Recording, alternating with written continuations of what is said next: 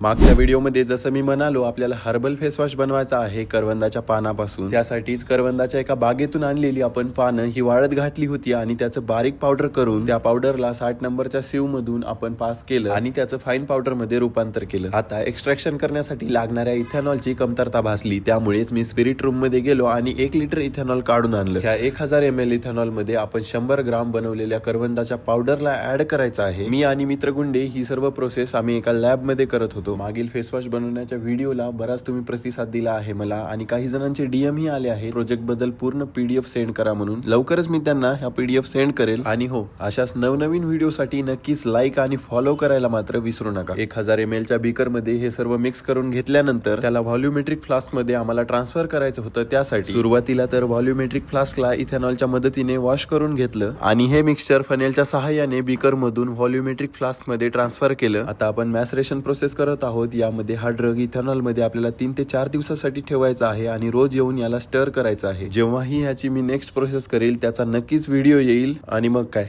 चला भेटूया अशाच एखाद्या नवीन व्हिडिओ सोबत।